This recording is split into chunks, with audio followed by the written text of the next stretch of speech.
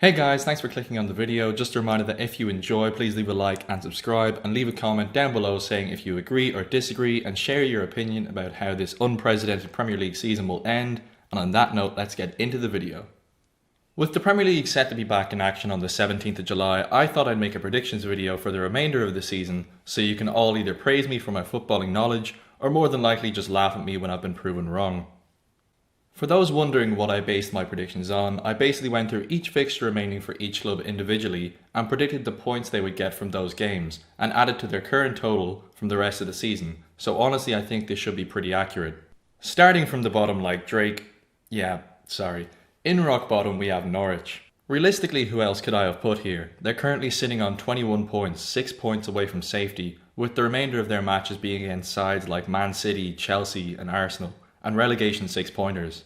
Norwich did show they were able to cut it in the Premier League at times, beating Leicester and Man City, and they have fantastic players like Pukki, Buendia and Cantwell, but really I can only see it going one way for the Canaries.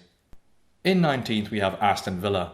The Clarets came up through the playoffs last season, and I personally think their championship team with Tammy Abraham and Axel Tuanzebe was stronger than their current Premier League squad. Villa spent £146 million in the transfer window, and it's fair to say they've gone and done a Fulham. They went into the Premier League kicking and now they'll be going back into the Championship kicking themselves, except for Grealish, he's probably staying put comfortably in the top 10 somewhere.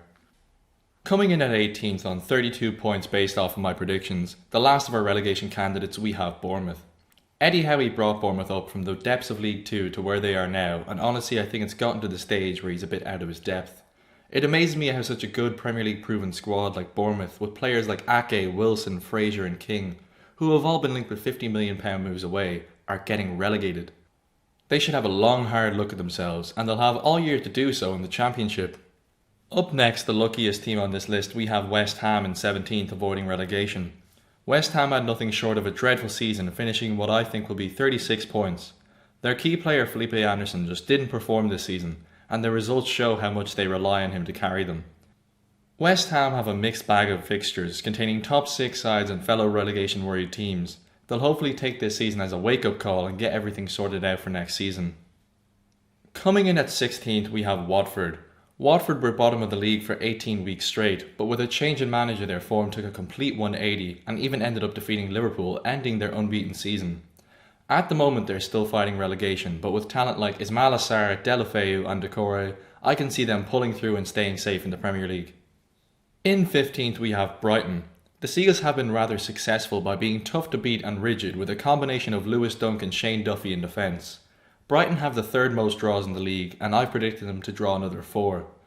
Brighton did as expected this season and got the job done, staying in England's top flight for at least another year. Now in 14th we have Southampton. Hasenhüttl is really getting the best out of everyone on the south coast, with an upturn in form from the likes of Danny Ings, scoring 43% of Southampton's goals. Southampton's midfield duo of Højbjerg and Ward-Prowse has been crucial to Southampton's season and are probably the reason why they're so high up in the table. In 13th for now anyways, we have Newcastle. After the departure of Rafa Benitez and the introduction to current manager Steve Bruce, I never expected to see them so high up in the table, but the Magpies have some way of getting results. They have a minus 16 goal difference with the league's worst attack, so their defence is really pulling them through this season. With the takeover from the Middle East finalised, you can expect them to be much higher in this table next year. If you'd like to hear how Newcastle's takeover should be done, check out my last video on the channel, and you know what, I think you might have to subscribe while you're there. Coming in 12th on this list, we have the old reliable Crystal Palace. I honestly don't know how a team full of mediocrity and Wilfried Zaha finishes mid-table year on year, but it's happened again. Like, someone please explain how Martin Kelly, ex-Liverpool flop, who's genuinely never been worth over $5 million across his entire career, is consistently finishing mid-table. They are the definition of mid-table, having won 10, drawn 9 and lost 10. Someone please show me a better example of average than that. In 11th we have Burnley, who are almost like Palace in the way they don't have unbelievably talented players but manage to perform consistently. At least in the case of Burnley they have big strong players that can manage to shithouse their way to a win or draw in good old English football fashion. Their defence is solid as a rock, with Chris Wood leading the line up top, so they're guaranteed at least 10 goals out of the Kiwi, and that sees them comfortably in 11th place. Starting off the top 10 we have Everton. The Toffees had a terrible first half of the season before Ancelotti came to the door. Since his time as manager, Richarlison and Calvert-Lewin have formed an unstoppable partnership. Between the two of them, they've scored 23 times, propelling them up the table, and I can see them continuing their form and finishing in the top half this season. Now in ninth we have Arsenal. Arsenal are like a Formula 1 car in attack, with Aubameyang scoring 17 goals up front, but in defence they're like a 2002 Nissan Micra you got for 500 quid. They conceded 36 goals from 28 games thanks to the Chuka brothers David Luiz and Socrates trying to protect Leno, who funnily enough faces 15 shots per 90, the 5th highest in the league. Arsenal could have had it worse though, as Leno has the best save success percentage in the league at 73%.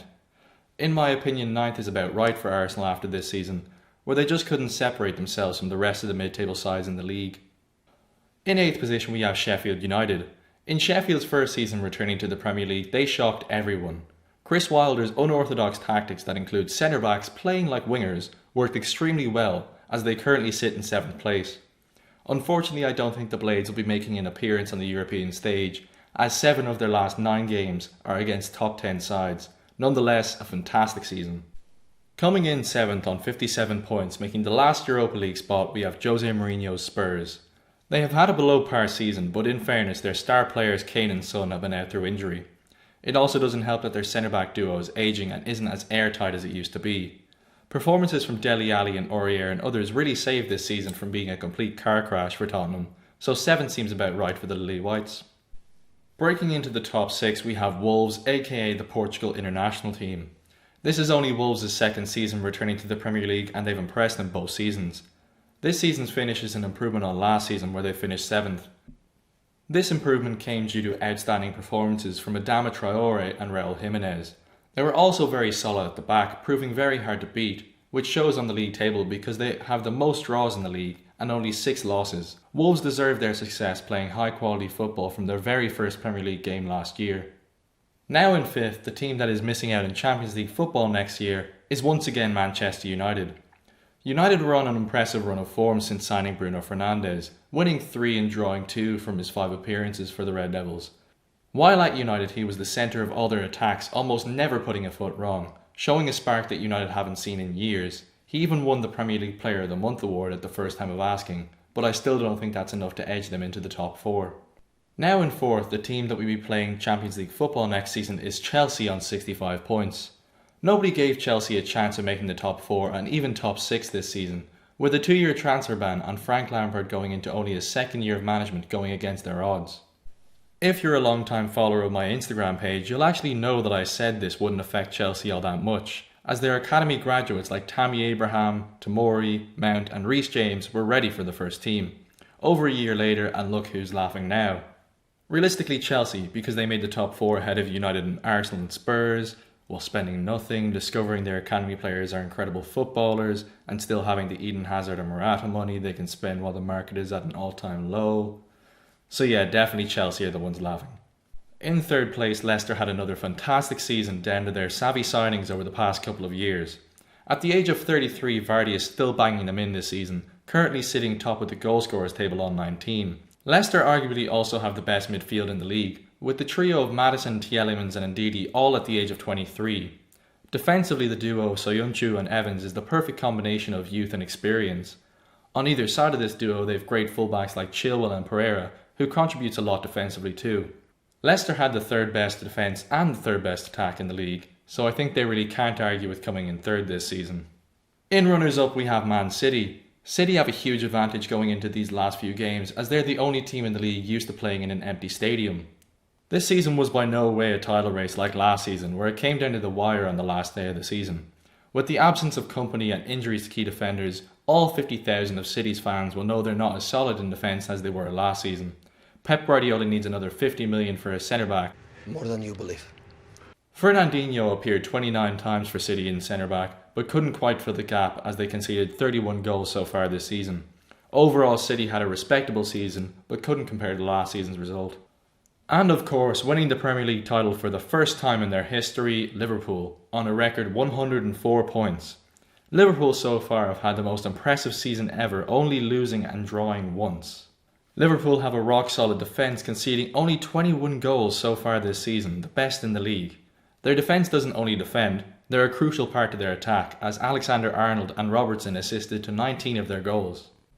And who could forget possibly the best front three in world football at the moment, Salah, Mane and Firmino, who scored 38 goals so far this season and will surely score more to see out this historic season in Liverpool's history.